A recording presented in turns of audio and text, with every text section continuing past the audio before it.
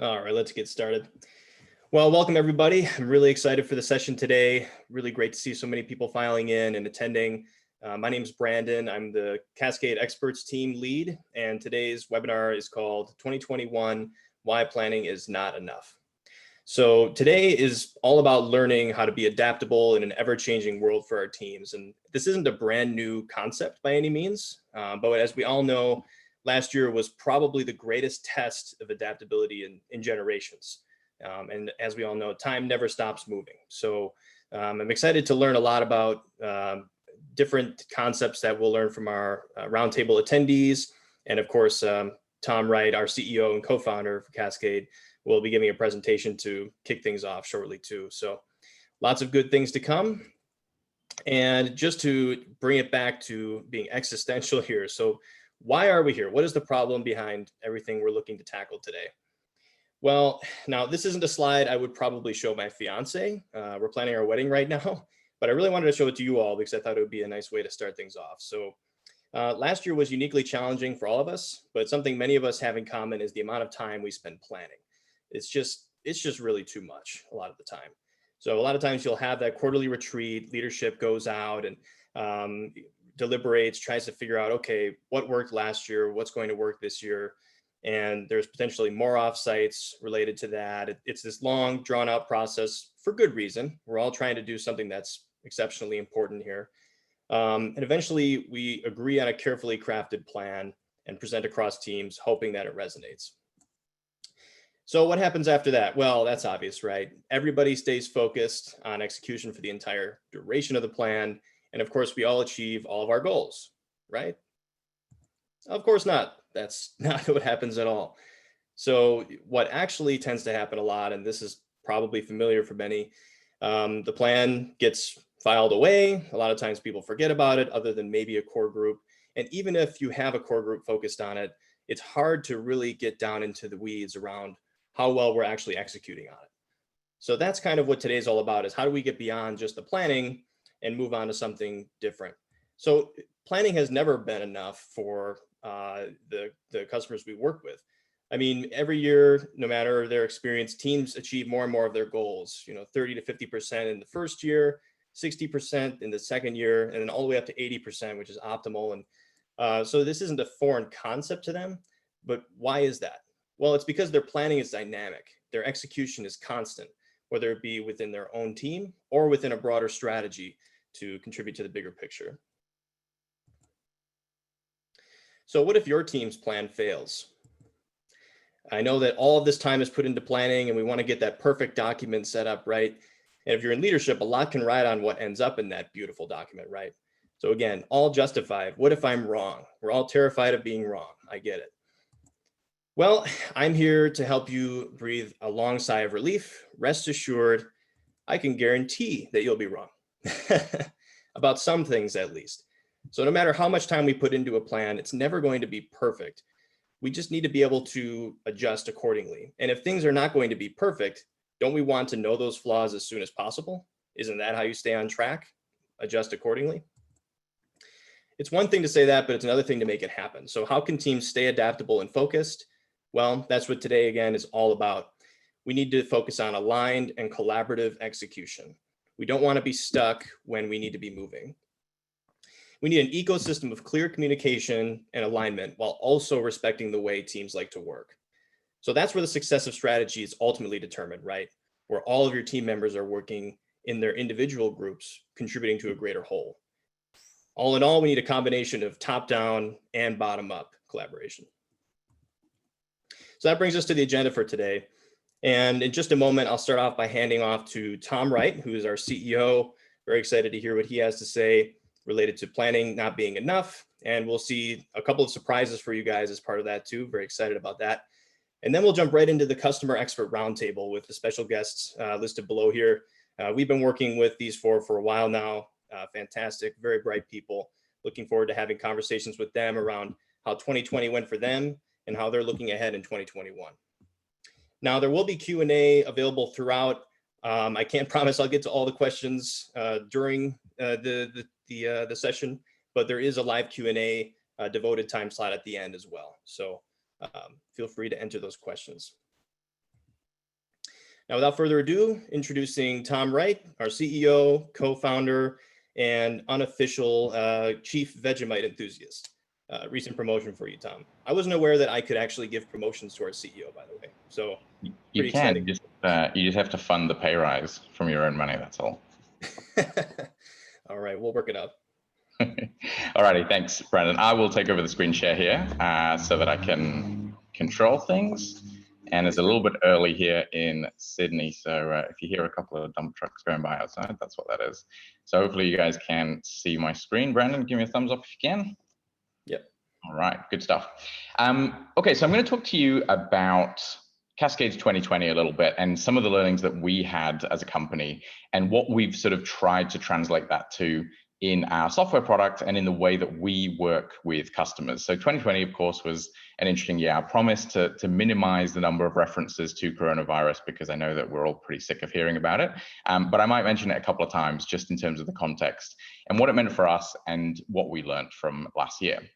So going into 2020, we were pretty excited.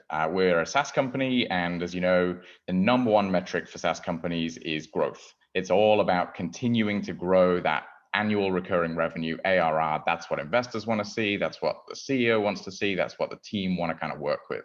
And up until 2020, we were actually growing our revenue as a company really quite aggressively. We were nearly doubling almost every year coming into 2019, and we'd actually sustained that for quite a few years before 2016 as well. So in 2020, we had a pretty ambitious forecast. We were looking at another kind of 60, 70% growth in terms of revenue. And the general kind of consensus that we had was, hey, everything's going pretty well. We just need to work harder. We just need to work faster. We need to keep driving, but we just need to kind of go right up into that top gear and make sure that we deliver these results with the product that we have, with the people that we have, just throwing fuel on the fire.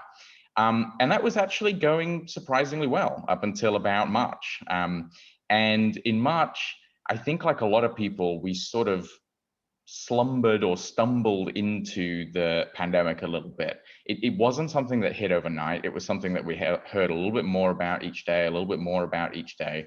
And it wasn't something that we had accounted for in our plans. In fact, our plans had accounted for the exact opposite, a gradual kind of strengthening of demand and of our pipeline throughout the year. Now, as we sort of went into March, we sort of thought, okay, maybe as a team, we should start coming up with some plans. And you might remember that we actually held a customer webinar, which I think a lot of you that are here today probably attended, where we started to set out a bit of a framework for how to plan. So we created those plans, and as a sort of leadership team, we were meeting every couple of weeks to review how we were progressing against our company-wide COVID-19 recovery plan. But what we were finding was that as we were implementing new initiatives, the landscape was changing literally in the 1 to 2 weeks between when we had the idea and when we were actually able to initiate. And we were finding that we were missing quite a lot of opportunities, including opportunities to listen to customers and host webinars and actually be part of the community almost on a daily basis, because that's how quickly things were changing. We have customers in 70 different countries, and you can imagine that the situation in those 70 different countries is completely different.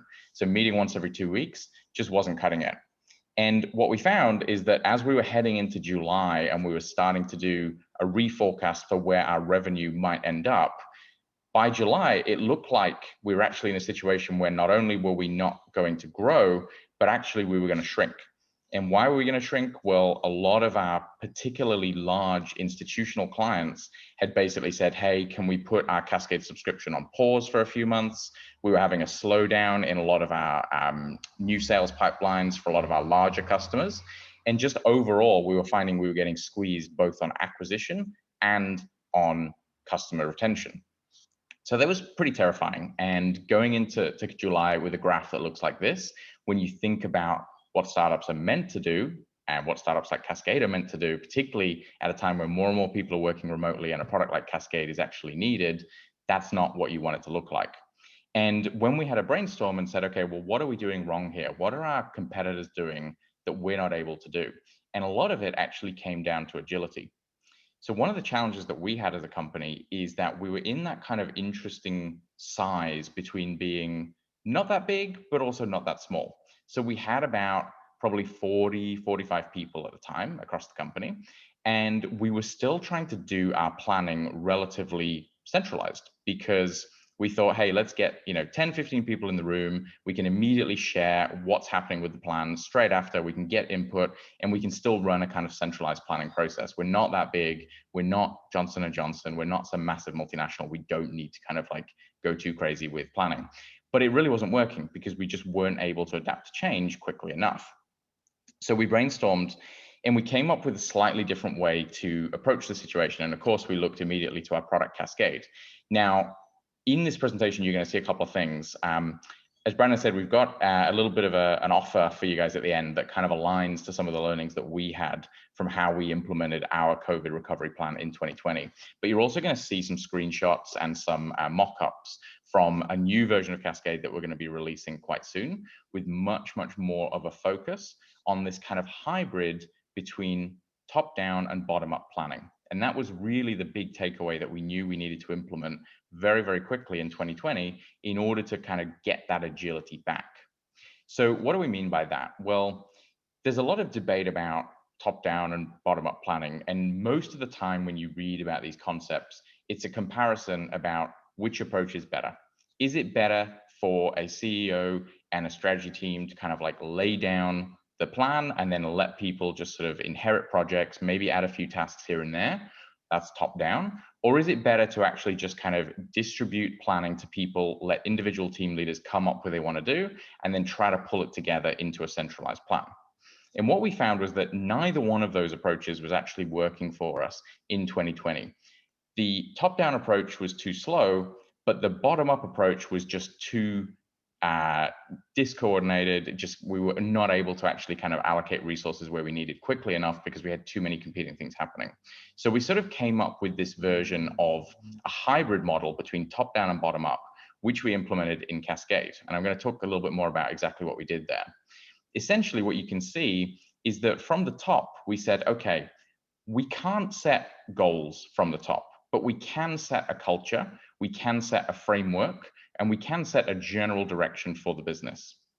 From the bottom, we need people to be coming up with projects, activities, tasks, ideas, insights, setting their own goals and setting their KPIs. And to do that, we sort of issued two things. One was the Cascade framework. So some of you might have seen this before. This is where we have our objectives, we have our projects, and we have our KPIs. So we rolled it out across the company. The other thing that we also did is we rolled out a little bit of a framework for how to actually think about goals and how to categorize them. So we asked every single team that was doing this bottom-up planning process to categorize their activities into 3 focus areas. And the 3 focus areas that we came up with were the ones that we actually shared in our COVID webinar. So we basically said, okay, guys, go away, come up with whatever you want to do in customer success, in marketing, in sales. It's completely up to you to set those goals, come up with those KPIs, and track those strategic processes independently. However, for every single one, think about whether you are contributing to right-size the business, whether you're contributing to reposition the business for the COVID-19 environment, or whether you're contributing to redesigning our product or our processes so that when we come out of COVID-19, we actually do it really, really strongly. Now, what we found is that once we implemented this approach, individual teams were able to come up with some of the best ideas that we had last year. So some of the most successful campaigns and customer promotions that we did last year were things like when we gave away our starter product completely free of charge for 3 months. So we had, I think, 500-600 companies take us up on the offer of basically using Cascade completely free so that they could input their strategic plans and work with our team to kind of get set up. That actually came from this process. We had a load of really cool proactive customer success ideas implemented, including doing some proactive discounts for customers that hadn't even asked for them to make sure that Cascade just wasn't something that was going to be a blocker when it came to their own kind of coronavirus recovery plans. And we had some of the most creative marketing processes launched through this process as well. What we also realized is that from a software perspective, we needed to do more in Cascade to enable this bottom-up process. And so what you're going to be seeing later on in the year is a lot of redesigned features that focus not on that top level kind of planning group, but actually much more so on individuals and how they can come up and collaborate at a team level. One of the products that has been incredibly successful this year, and in fact through the pandemic, is Miro. And Miro is really great because it allows really, really quick team level planning. It's not very structured, and when you come up with those plans, it's hard to know what to actually do with them. But in terms of quick brainstorming around a rough framework, Miro has been an incredible success throughout the pandemic. So we're learning a lot from products like Miro in terms of how they provide that unstructured planning experience to users. And the difference between Cascade and, of course, a product like Miro is that in Cascade, you can actually turn that into execution. So you can turn it into goals, you can set targets, you can set KPIs. So you're going to be seeing a lot of functionality come down in terms of brainstorming, helping teams actually collaborate at an individual level, and just basically explaining more and more to users about how what they're doing fits into that bigger picture. So I'm just kind of scrolling through here and showing you a couple of the screenshots that you're going to be seeing later on in the year if you keep an eye on the product. Now, going back to Cascade and what this sort of meant for us, well, this is kind of where we finished the year. So we finished the year with some growth. It was around about 10% growth, which for a startup is okay. Obviously, we want to be doing more than that, and we're pretty confident that 2021 is going to be a huge year. But I'm incredibly proud of the fact that before we started this bottom-up process, we were actually looking at shrinking quite considerably last year. And once we implemented this, those initiatives around sales, marketing, customer success that I talked about were enough to actually close that gap and put us in a really, really strong position ending 2020. One of the most motivating things that I heard recently was actually talking with an investor. And we were talking about the companies that had done really, really well in the pandemic and the companies that maybe hadn't done as well, and what investors were kind of excited about. And I was expecting to hear them say that the companies that are exciting them are people like Zoom, Slack, Miro, all these kind of startups that had massive growth throughout the pandemic. But the reality is that's actually not what's exciting investors. Why? Because those products have done incredibly well and they're incredibly successful, but so much of their growth has been fueled by these macroeconomic, global pandemic-led events. And so a lot of that growth is not sustainable. Where a lot of the capital is actually flowing is into companies who were able to not only survive, but also just marginally increase their foothold in the market through 2020. And that's because they were able to show an incredible level of resilience, not just in terms of being agile, but also in terms of gradually repositioning their business to this new reality, rather than just instantly jumping on a trend or a bandwagon or anything like that. And that's very much the approach that we've decided to take in Cascade with our product. Rather than kind of jumping on this whole remote work bandwagon, Cascade is the ultimate tool for remote teams, actually saying, no, let's invest in features like bottom-up planning, in collaboration, in unstructured leading to structured planning, and deliver those features because they're the things that we think our customers are going to need and that our customers were telling us they needed in 2020 as the landscape was shifting underfoot. So that's kind of a little bit of an overview of what our experience in 2020 was like. One of the things that we did as a part of this was we actually completely overhauled our pricing proposition and some of our pricing plans. And one of the things I'm excited to communicate with you guys today is that for everybody who's attended this webinar, and this includes both existing customers as well as new customers, we've created an offer where we'd like you to actually add as many team members as you like into your Cascade instance. And as I said, even if you don't have a Cascade instance, you can create it and then actually sign up for this offer. And you can add as many team members as you like. It'll be entirely free of charge for 3 months. So why are we doing this? Well, normally we charge per user, but what we've realized is that bottom-up planning actually revolutionized our business last year. And we want everyone to be able to have that same experience and see if it can do the same for them. So rather than having barriers around user adding, around creating plans for new users, we want you to basically go in, add as many users as you like into your Cascade instances, set up plans for all of them, and our Cascade expert team are going to be on hand to actually help you do that. And then at the end of the 3 months, we'll actually talk to you about which areas of the business this has worked with, which area of the business this hasn't worked as well for. And when we actually go into these users becoming paid users, they won't be at our list prices. We'll actually do significant discounts on any users that you want to carry forward into your day-to-day usage. So really, really keen to see who'd be interested in taking up this offer. It's something we're just piloting right now in this webinar. If it is something that you're interested in, please just type in the chat interested or yes, and we'll make sure we get back to you with more details about how you can actually activate this on your instance. And of course, if you haven't created your instance, sign up anyway. And then once you've done that, we'll apply it in reverse. So without further ado, I think I'm going to stop talking because I want to hear from some of the amazing panelists, some of our amazing customers from 2020. So Brandon, back to you to host the next round of the webinar.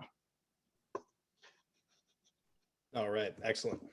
Thanks a lot, Tom. Yeah, looking forward to working with you all on this offer we have here. And by the way, there will also be a poll that'll go off at the end of the session as well. If you don't remember to put your answer in the chat, you'll be able to answer that way, and we'll get back to you for that too. So, okay. So for this one, we won't actually need presentations or anything. This is where we're going into the roundtable, and looking forward to having a good conversation. So I'll just introduce each of our roundtable members here. So first, let me introduce Nick DeValle. He's the Strategy and Business Development Manager at UT Health San Antonio. Been working with him for quite a while now in Cascade. Nick, welcome. Thank you for being here. Thank you, Brandon. Do I go ahead and get started? Oh, no. I'll introduce everybody, and then please feel free to turn on your camera, and then yeah, we'll get the discussion going with everybody. Thank you for having me. Yeah, absolutely. And next up, we have Kathy Gorosh here too. She is the Senior Vice President of Strategic Initiatives at AIDS Foundation Chicago. Also been working with her for a while. I actually just helped her with something this morning with reports. So Kathy, welcome. Thank you so much for your time. Thank you. And Teresa Dunn is here as well. She's the Tax Strategy Execution Leader at RSM US, one of the largest, if not the largest, tax firms for middle market. And Teresa, welcome. Great to have you here. Thank you so much. Thank you. Great to be here. And finally, we have Paul Van Mierendonk here. He's the Senior Director of Strategy at Ideas Revenue Solutions. And they are a software platform providing revenue facilitation for all sorts of different companies. So Paul, thank you for being here. And I know that there's a big time zone difference for you too. So thank you. Great, thanks Brandon, and thanks Tom, and happy to be here. Hi everyone. All right, excellent. Okay, so I'll bring off the, so let's just get things started here. Do you guys have your cameras on? Let's see. I think you're blocking us, Brandon, so I can't start the camera. Oh, sorry about that. Yeah, let me fix that real quick here.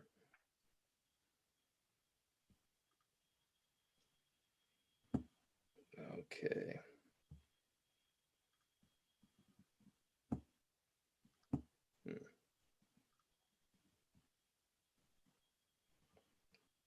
There we are. Sorry about that. Should be all set now.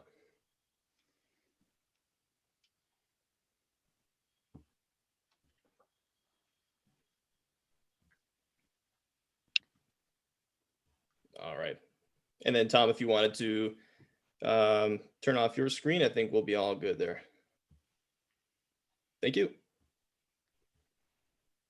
All right, so why don't we get started with Nick. Now, Nick, again, thanks again for being here, guys. It's so great to see you all. So Nick, you have been working with UT Health San Antonio for a number of years now. And I feel like the timing was so close with us. I wonder if one day you and I will just retire together at the same time. Why don't you start and let us know how your 2020 went and how you're looking ahead to the next year? Sure thing. First off, thank you, Brandon, Tom, and the Cascade team for putting this on and having me participate with my colleagues on the panel. I'm really looking forward to it, and very happy to be here. But yeah, so I work with Brandon directly. He's been our counterpart through Cascade. We took on Cascade probably about 2-3 years ago. I've been with the company UT Health San Antonio for going on 3 years here in the next few months. We are an academic medical center down in South Texas. We help educate kind of the future leaders. We have we have doctors on the front lines, and then also have researchers who do researching for cures for diseases such as cancer and Alzheimer's and so on. Our strategy story, at least from my experience, begins kind of with an issue of legacy operations, which I'm sure a lot of y'all have gone through in some of your tenures at your organizations. Historically, we operated within silos, little alignment, little collaboration across teams and departments. Strategic planning was more of a task list of crossing off a to-do list each year versus prioritized efforts that actually move the needle. So when I came on board in collaboration with my boss, we started looking at strategic planning platforms to enhance kind of our glorified Word document of a system that we had previously. And so that set the foundation for change. And that was probably in 2018, 2019. At that point in time, leadership began to place a significant emphasis on strategy and its role at the organization, trying to enhance communication, collaboration, so on. And so 2020 was going to be kind of our jumping off point into the deep end, if you will. And so we were ready to hit go live and ready to get going. And then similar to most organizations, COVID had different plans for our organization. So everything kind of came to a halt. We had to pivot significantly and pretty quickly. Many of us, like myself, our job responsibilities changed for months on end. But we were uniquely impacted as we employ physicians that actually work on the front lines during this pandemic. And we also employ researchers and other doctors that are community experts and help provide guidance to our community leaders, but also the community at large. And so we had to transition pretty quickly. Some projects kind of fell through that we were planning on focusing on. And we learned as we went through the year. But fast forward to today in 2021, and strategic planning is now front of mind again, for better or for worse, out of necessity. With limited capital, it's imperative that we focus on that alignment, the communication, the flexibility, and honestly, in tandem with our leadership, it's been a great opportunity. Kind of this forced focus that has been thrust upon us has been nice for us. We're not distracted by kind of all the shiny objects that we previously were. We're prioritizing pretty quickly, and so this year, and we'll actually be going through some significant changes here in the next probably month or two. We are setting that foundation for culture change and to help drive our organization into the future and help mature into what we want to become. We are doing this by enhancing this strategic planning process. We, for the first time, we're adopting shared goals across the entire executive committee to help facilitate that alignment. We're now focused on priorities. If we mention X as a priority, it's a priority for everybody. Everybody kind of has a piece of the pie. And so that is helping drive all of us forward and helping tear down those walls and allow for that constant communication. So myself in tandem with our team, we worked with the EC over months during the fall to enhance kind of their process and our process at large at the institution, and kind of work top down and bottom up as well. Transitioning from the tactical to the strategic, reducing the number of quote unquote priorities. Everything is a priority sometimes. And so what we wanted to do was to focus and not try and do too much and not try and be too much, really hone what we wanted to be long-term. And so finally, we also are integrating the shared goals into our organization. And so the end product thus far has been better alignment across teams, streamlined communication. It's almost been night and day in some of the meetings that I've been. We're interacting with folks I honestly had never met before across the organization, in which wish we could have had these walls torn down beforehand. But it's pushing us to prioritizing and communal efforts and better targeting our investments to where we want to be long term. And so we're not only starting to solidify who we want to be as an organization and in the market, but I think most importantly, who we will not be, what we will not do, what we will not invest in and kind of spin our wheels focusing on. So I believe this will set the long-term organizational culture we need to actually achieve some of our lofty goals. And for a shameless plug, Cascade has been a huge help in driving this forward. The dynamics of the tool allow us to be a little bit more agile, especially when we kind of compare to our legacy systems that we've had. Actually, after this meeting, I'm going to go through reports that we're putting together for the next quarter with Cascade. So that's going to be fantastic. So all in all, I mean, similar to what probably folks will have gone through, definitely a forced look in the mirror as far as, you know, what we want to be going forward. But all in all, looking forward to it. It's definitely going to be a great opportunity going forward. So I will pause there, but thank you. Thanks a lot, Nick. That's a really helpful overview. And I really wanted you to be a part of this because you're sort of right in the middle of obviously the healthcare side of this whole crisis that had, like you said, all the different doctors at your organization on the front lines. And you're also in the higher education space at the same time. And it's just a lot to take on. Frankly, your job completely changed for a little while there to a totally different role, just trying to keep things together. In a situation like that, everybody is sort of in crisis mode, of course, obviously. And it sounds like instead of reinforcing silos, it had the opposite effect, which brought people together in an important way. Now, in a huge situation like that, that's extraordinary. Do you see any risk of it not sticking through 2021? I mean, it's such a broad array of people and departments, schools. How do you make it stick with people, do you think? Yeah, no, I think that's a great question. I think for us, you know, one example has been early on and over time has been the PPE management that we had to do with COVID. We were running low and having to forecast out pretty daunting expectations for a little while, but that required us to get a lot of folks involved from a lot of different departments, whether that be our procurement team, our environmental safety team. We also implied dentists, so getting our dental school involved, not only our doctors involved, but upper management as well. And so that constant reinforcement of communication, I think, has just embedded itself into creating a new culture. So that, you know, when we are going through, and I've seen it thus far in just our meetings that we've had for strategic planning at large for the institution, in discussing these plans across the EC, you know, they are curious as to what other teams are doing. How can we collaborate?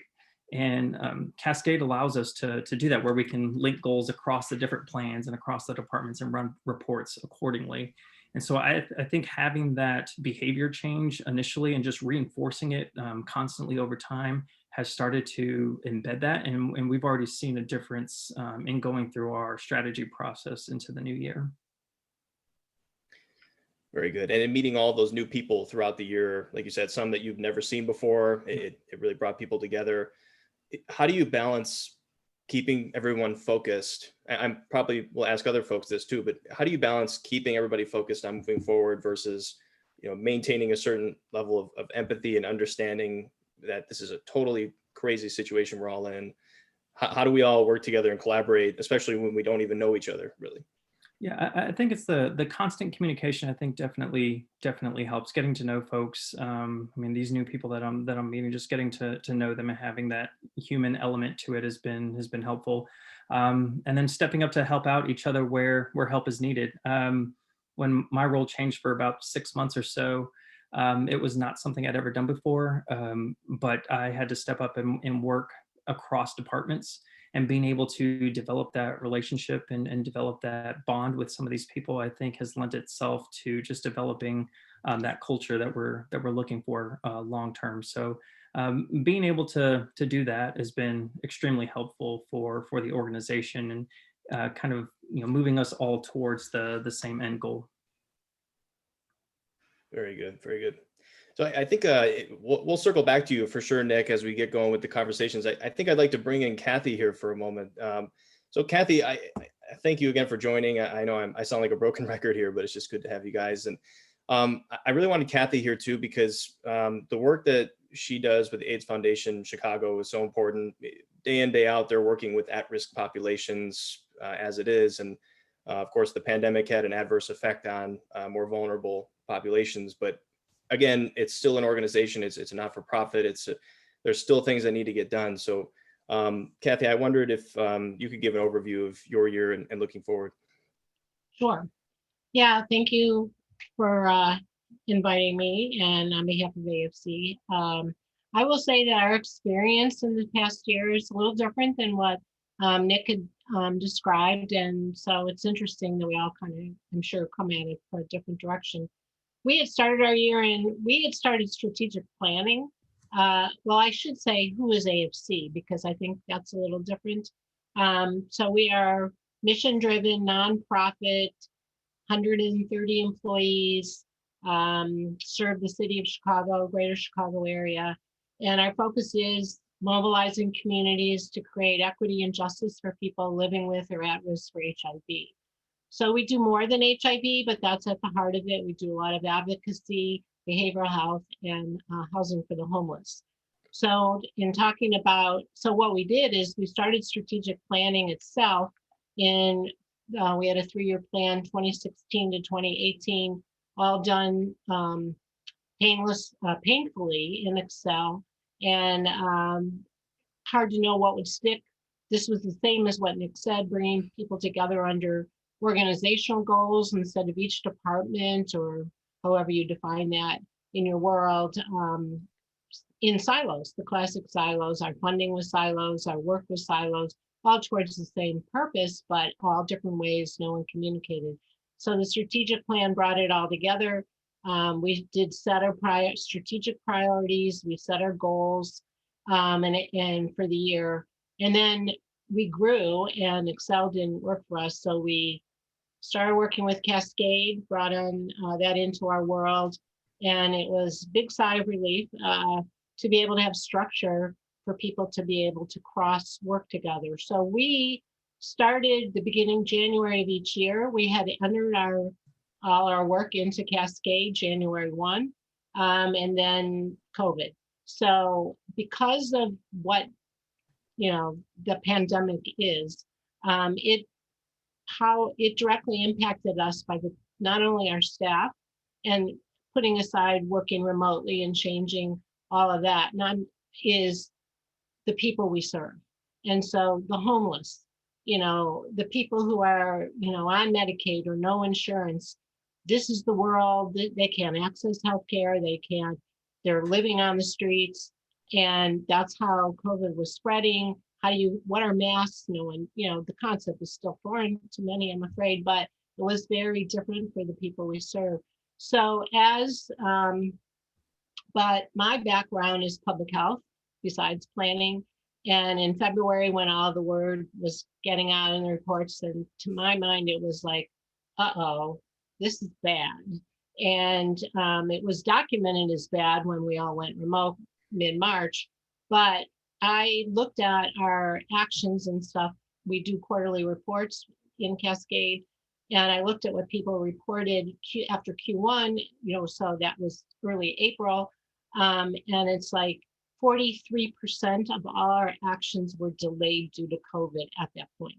We had 100 actions for the year. People like to have actions. I like them to have it for accountability.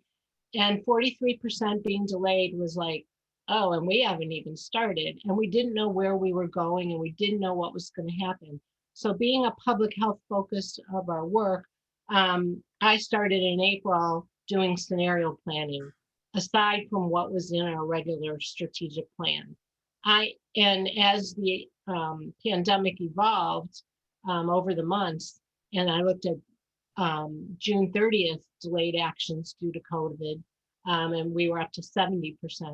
It was like, well, we need to document this. We need to have a plan for COVID. Now, all our work for COVID related was not dissimilar to what our focus was. It's just completely different actions. There goes the surveys we're going to do. There goes this engagement survey. There goes, working with other university health systems and, doing new target populations that we were working on, HIV and the aging being one, for example. Can't do that. But instead, we got money through PPE and what was there, and that became our new plan. And I structured the plan for our senior team and our other key staff. And we came up with, we started in Excel again because We didn't know what it was going to look like. People like Excel barely more than they like Word and PowerPoint. And so I did start in PowerPoint with planning, and it's like, that's not going to work. So we went to Excel, and ultimately we went to Cascade. And we have a really nice, easy to see, easy to track well, we ended up calling it COVID-19 because that became the shortcut name. But we have our own scenario planning, but we went through a thorough process, just like you might do for strategic planning. Best worst case scenarios across all departments. What do we need to do now? And the now was within 60 days.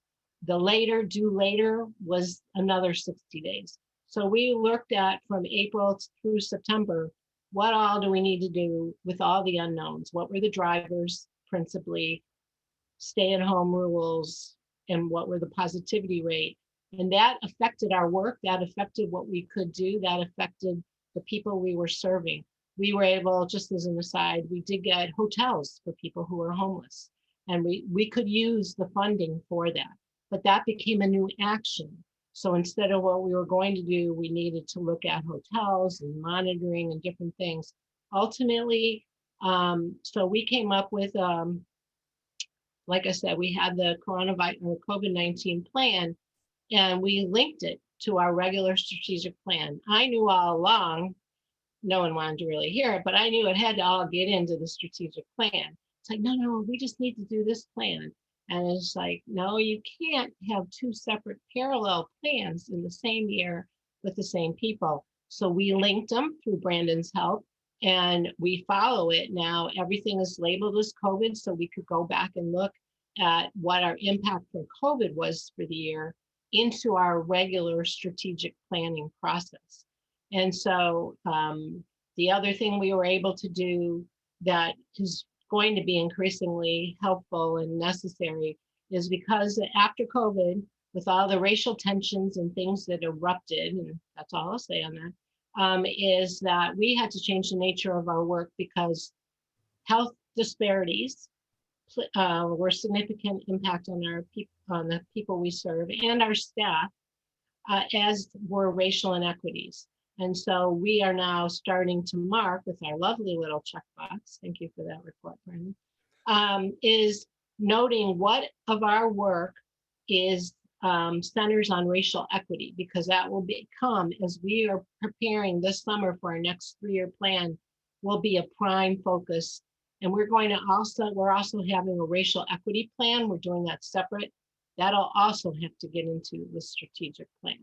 So we're working on all these things, but so it was a tough year for everyone, as it is for the world. But people, all that you hear about multi-generational homes and people more at risk, that's our staff, and that's who we serve. So we experienced it in 2 ways, both internally and externally with the people we work with. We intend, and I think I would recommend this to everyone if you haven't done this in closing, is to have one of our steps in our scenario planning and COVID plan was a best practices lessons learned. We compiled that in November and December. We know that the epidemic or pandemic is not over. It's only just going. And so we want to make sure that we looked at what we carry into 2021. We're still doing many of the same things. Now it's got to be in the new 2021 plan, but we also want to have it on record for, unfortunately, the next pandemic or whatever might hit us. We've changed a lot of it is improvement, and people want to keep it. We do many things better because things are billable to Medicaid that weren't before, like telehealth, which you may have heard of in your worlds. And so there's an upside to a tragedy. There's always opportunities, and we're continuing to, everybody is, it's a plan. The planning is finally sticking, that mentality of trying to update things. And so, now we're in 2021, and we'll have to see how that bears out. Excellent. Yeah, thank you so much, Kathy. I was literally about to ask if there were any silver linings to take away from that, and you kind of alluded to that a little bit at the end there. That's perfect. Really has been. Perfect. So I think what I'll do next is bring in Teresa in the interest of time here. Teresa, again, is with the RSM Tax US. And Teresa, I really was excited to bring you into this because this is sort of the other side of the coin where, you know, business as usual has to move. And there were so many things related to COVID relief, the CARES Act, and tax planning in general, as you told me on our last call. And I just wondered how your experience was in contrast to the on the frontline healthcare related aspects. Yeah, and thank you for having me here today. So for a little bit of background about my firm, I work for RSM. We are an accounting, tax, and consulting firm focused on the middle market. So we have about 10,000 employees in the US, and I am our strategy execution leader for our tax line of business. And I've been at RSM for about 10 years now, and we have been a client of Cascade for the past 3 years. And as you mentioned, Brandon, you know, our tax practice has fortunately been able to stay on track with a lot of our strategy for fiscal year 2021. We still have 1 quarter to go. We're on a May to May fiscal year. And we do have a few items to finish executing on, but we are feeling pretty good about our progress on our FY21 strategy. And, you know, this doesn't mean we haven't had our struggles the past year, you know, but fortunately, some of the negative financial impacts of COVID on other companies were not as high to our tax practice. So as you all know, we've seen a ton of legislation this past year, and our clients needed our advice, so we've stayed extremely busy. But, you know, we did have to shift our workforce to completely remote, as everyone else did, and also really accelerate our thinking about flexibility and what the office of the future might look like. We had a seemingly unending busy season for about 12 months straight when the April 15th deadline got extended last year. And, you know, our people are extremely busy and they're tired. So our primary focus was and is taking care of our people and our clients. But we also know that we need to execute on our strategy as well to set both of those groups up for success in the future. So, you know, it's been difficult to find that sweet spot, but a couple of things I can share that we've been successful in trying to get there so far is, you know, we separate our strategy from operations of our practice as much as possible. So our leaders set aside time to focus on strategy specifically and, you know, separate from the day-to-day of running the business. We also make that strategy setting process as collaborative as possible from the bottom up, from our staff and, you know, just out of college, you know, to all levels, as well as leadership. And that helps with adoption of our strategy as well. So I think, you know, I'm really excited to hear about the new look and new features of Cascade that's going to be rolling out soon. We make sure to set meaningful and reasonable goals and KPIs to ensure progress. We check these regularly at the beginning of every leadership meeting. We review Cascade, and we do it at the beginning so that it doesn't, you know, we don't run over and it doesn't get pushed till the next call. You know, in between those meetings, we're always making sure to meet with the owners of different goals and you know, set some accountability for executing our strategy. So you know, I'm happy to report we have had good progress this past year, but it certainly has not come super easy.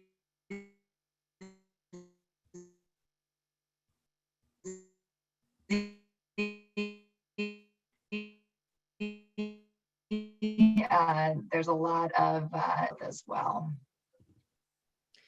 Excellent. Yeah, I'm sensing a theme across the board around collaboration between groups to really make the strategy apply to everybody across the board, at least to an extent. And I remember, yeah, that the point you made about separating strategic work from operational work, it just super important so that focus isn't diluted and you kind of have to make time for it no matter what, right? So given all those crazy long hours and the seemingly endless amount of work that had to happen, plus working remote, this has kind of been the question hovering out there for everybody, I'm sure. How do you keep people motivated and feeling happy and just involved with everything going on throughout all that, despite the challenges? I don't know if we have the answer to this. We've done, I think, what a lot of other people have done, the virtual happy hours, informal coffee chats with your team, staying connected and trying to keep morale up. It's certainly difficult. One thing we've been focusing as a firm and within our strategy for the future is just flexibility for our people and understanding of situations.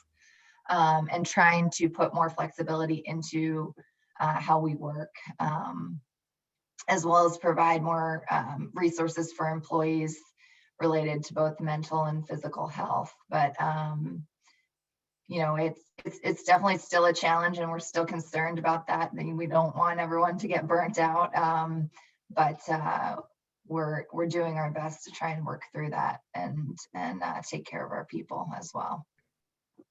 How much of what you're doing now in terms of remote work and accommodation that way do you think will last or outlast the pandemic?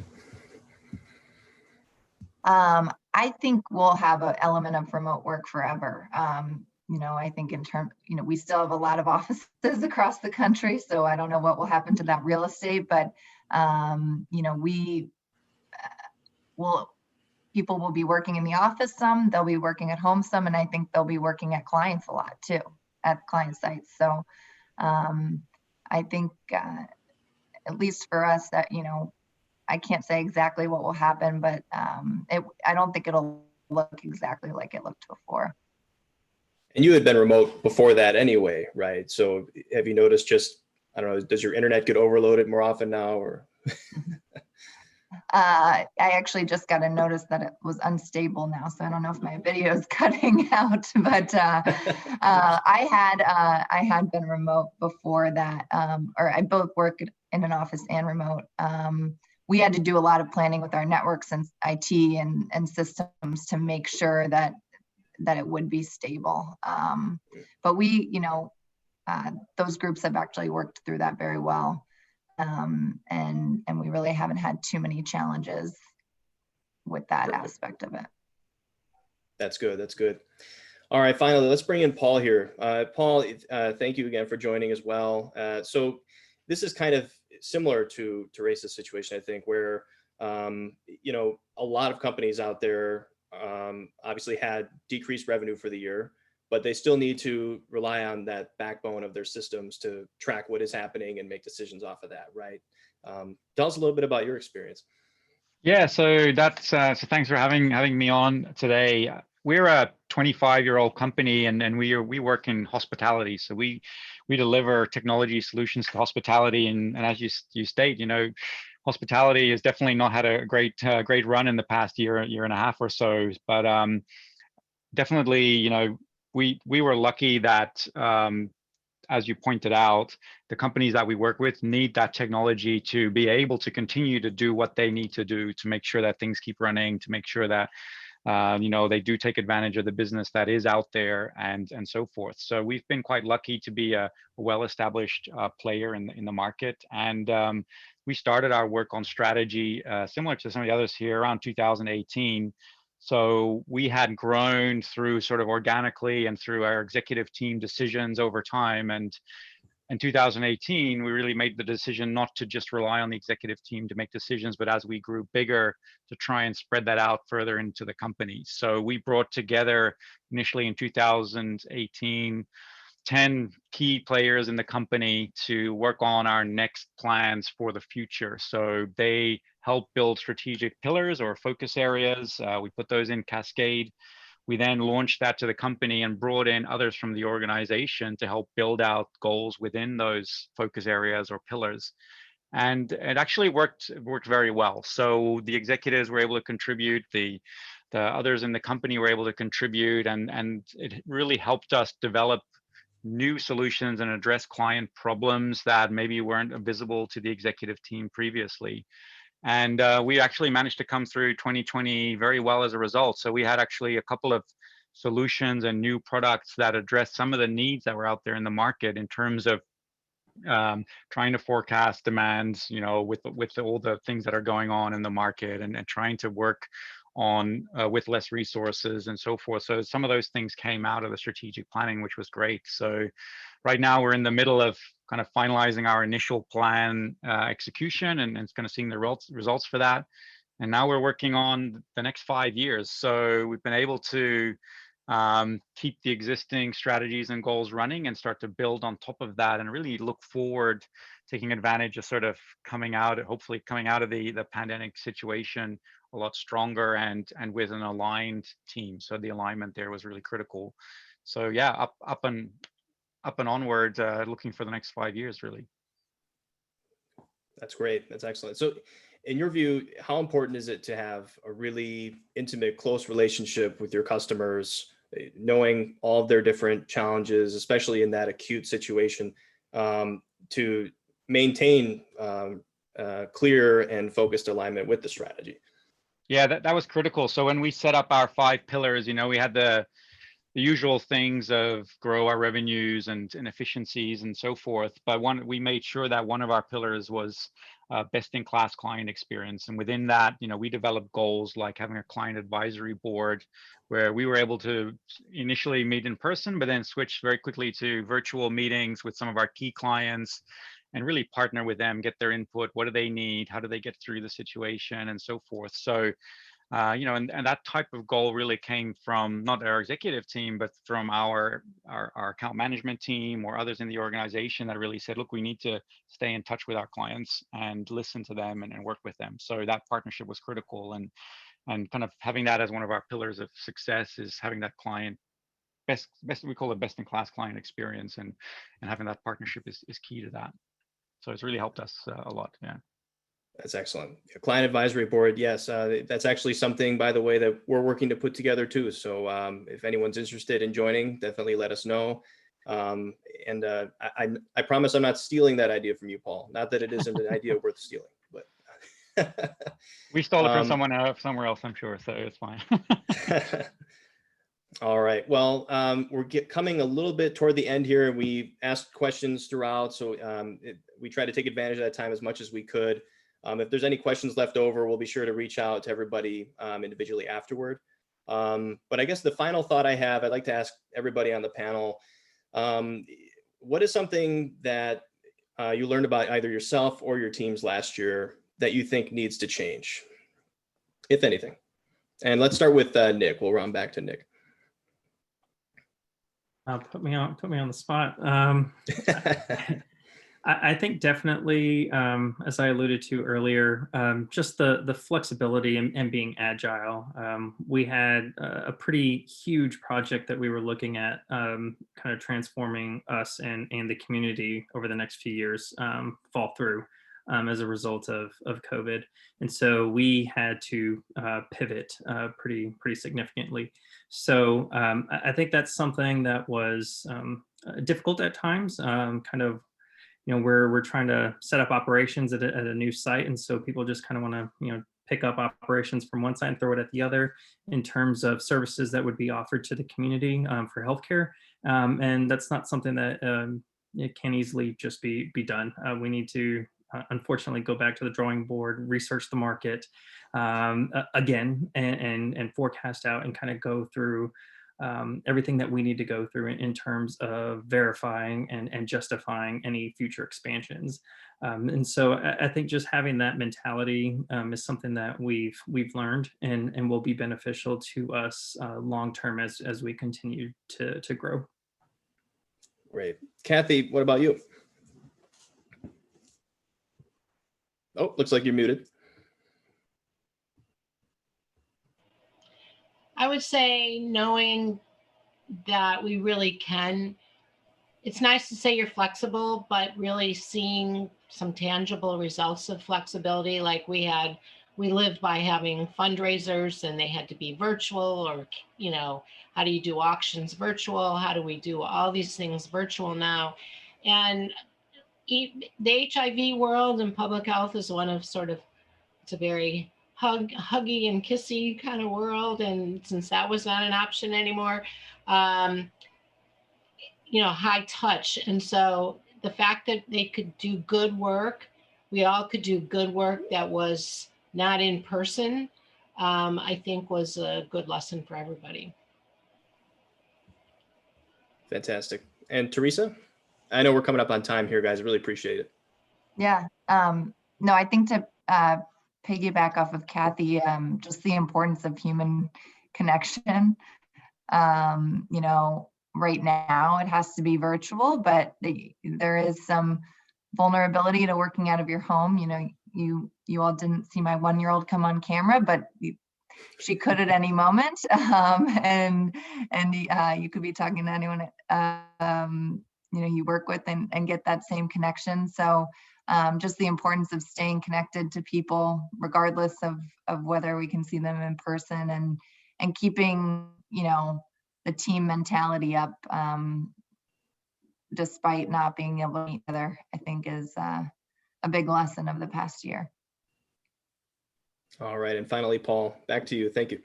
Yeah, I think what's really came across last year was that the importance of listening to as many people as possible, whether that's clients or people within the company. And I think doing things from remote has actually brought up other voices in the company or from clients that we didn't hear before, because it's just a different dynamic. And it was very interesting to hear different perspectives. So hopefully continue on with that in the next year as well, is listen to our teams and listen to our clients as much as possible, no matter what the situation. All right. Lots of really good lessons learned, everybody. I really appreciate everyone's time. I know we went a little bit over, but the session was recorded, so we'll be sure to send this out as a follow-up in just a little bit. Best of luck to everybody in 2021. We're really excited to support you. And again, that poll will go out immediately after this ends if you haven't already sent us a message. So thank you again, panelists. Thank you, Tom. Thank you, everybody. Really great spending time with you. Thank you. Thank you so much. Thank you. Bye-bye.